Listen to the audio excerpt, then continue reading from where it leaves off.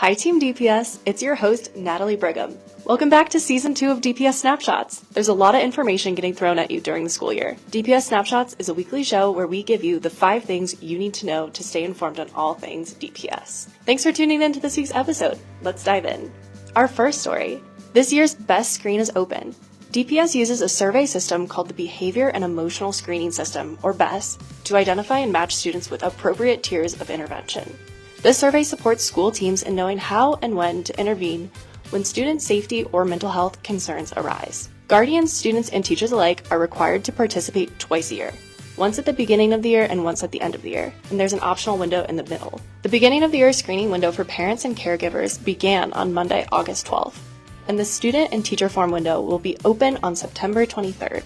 The window for all forms will close in October, and then the window to complete the end of Year BESS should begin in March. Our second story. There's a new messaging platform.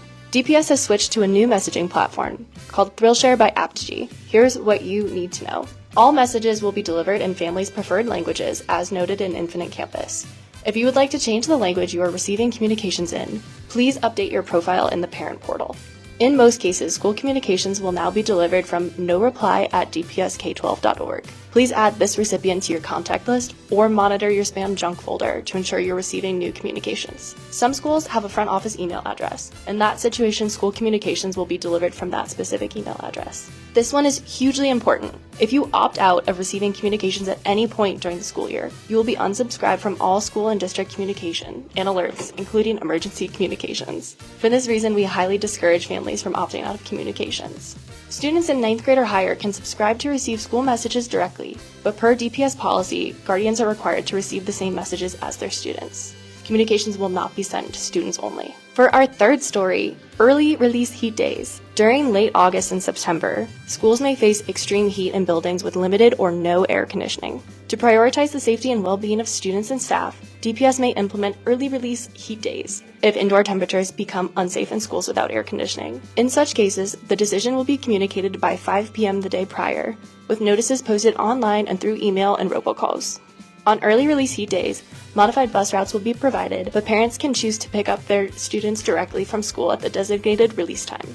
If you have questions about early release heat days, contact your school. Our fourth story is about the upcoming 2024 bond package. Last Thursday, the DPS Board of Education unanimously approved a $975 million bond package for DPS. In November, Denver voters will be asked to vote on whether or not to approve the package of proposed funding for our schools. Here's a quick rundown on the bond. This bond package will not increase taxes for Denverites. The bond will include funding for critical maintenance needs, arts, athletics, and innovation, new facilities, improved learning environments, and safety and technology upgrades. At this time, 29 DPS schools are without air conditioning, and this package would help those schools receive the funding necessary to cool their schools. If approved, this package will ensure every DPS school has cool air.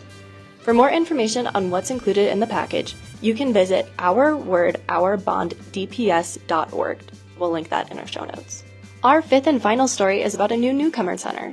DPS is excited to announce the opening of the Newland Elementary School's Newcomer Center. Newland will serve ELA-E and ELA-S newcomers who reside within their boundary.